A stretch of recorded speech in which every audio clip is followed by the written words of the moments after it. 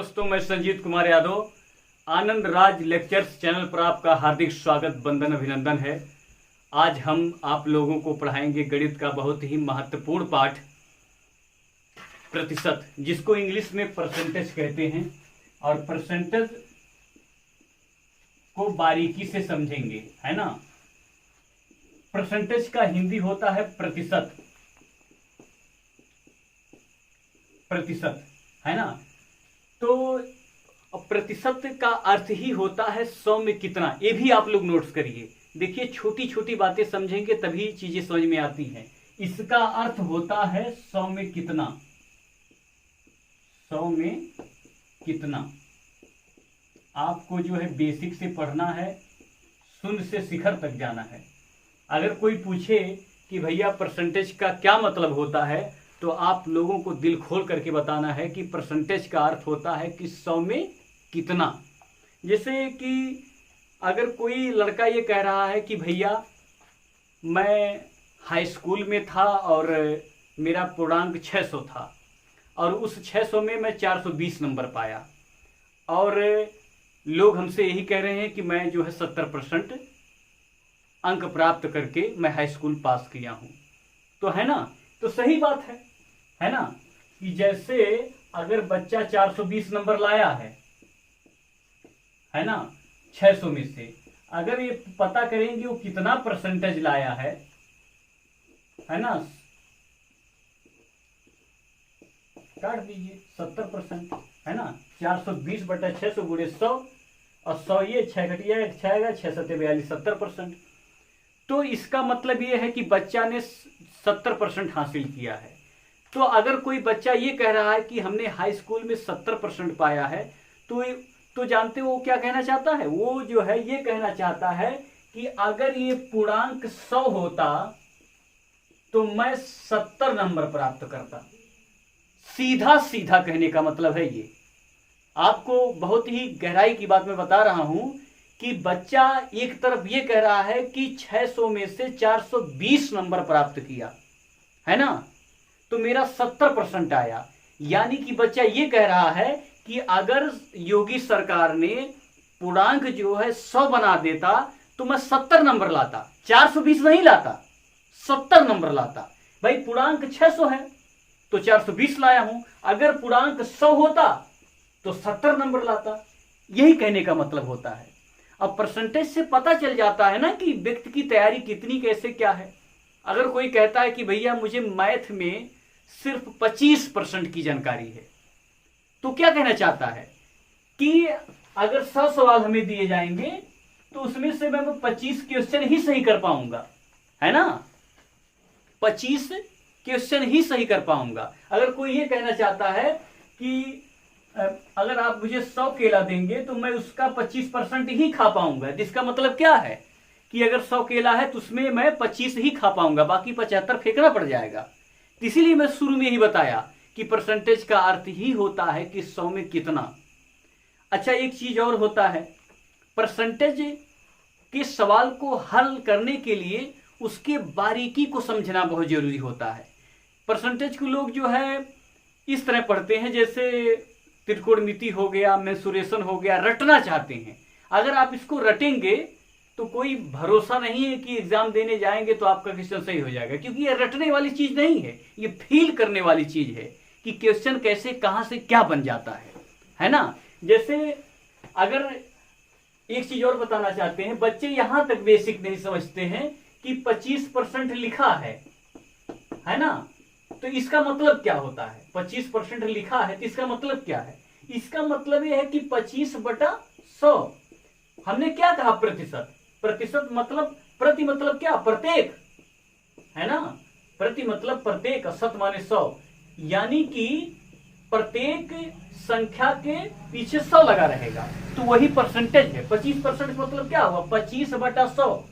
और 25 बटा को अगर आप छोटा बनाएंगे तो इसको काटना पड़ेगा, 25 से कम 25 और 25 चौका 100, यानी कि इसको 1/4 भी कहा जा सकता है ना।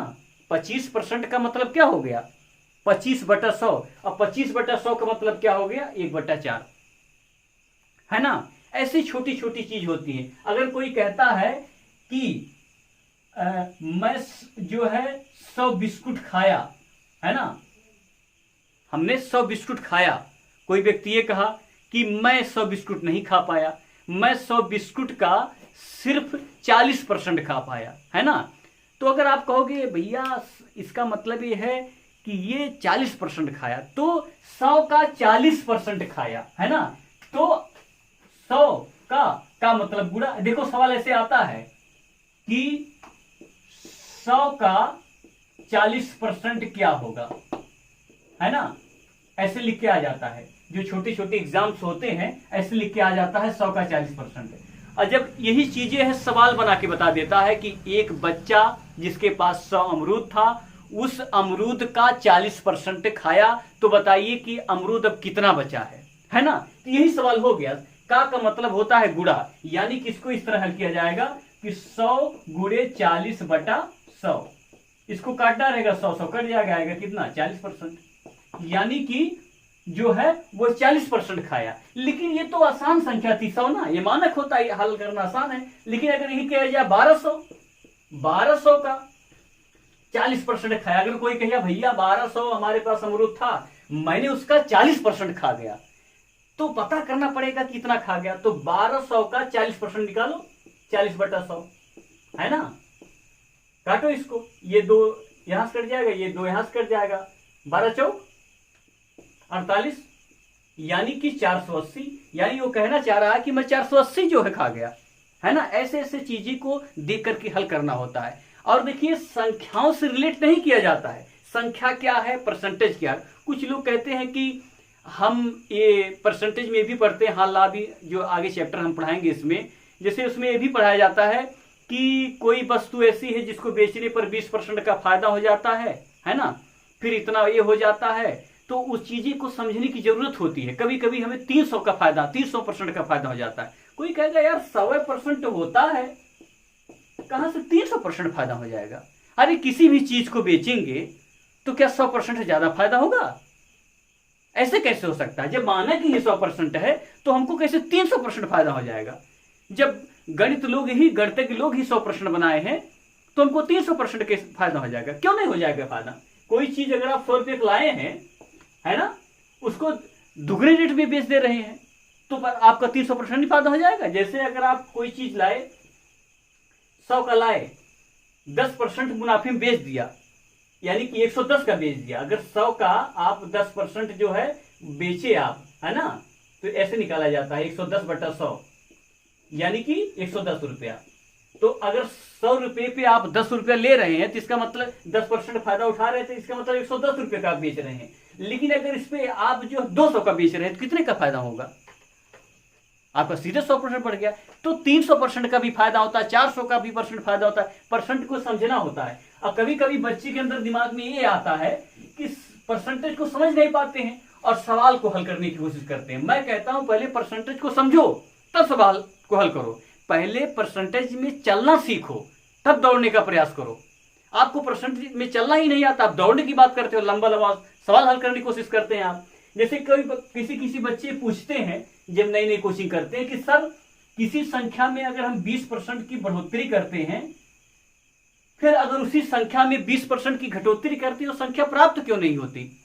जैसे अगर किसी ने कहा कि अगर किसी वस्तु में, अगर वस्तु का मतलब मान लीजिए जैसे कोई सेब है, ठीक है ना, सेब है, उसका 1 किलो का दाम जो है 100 रुपए है।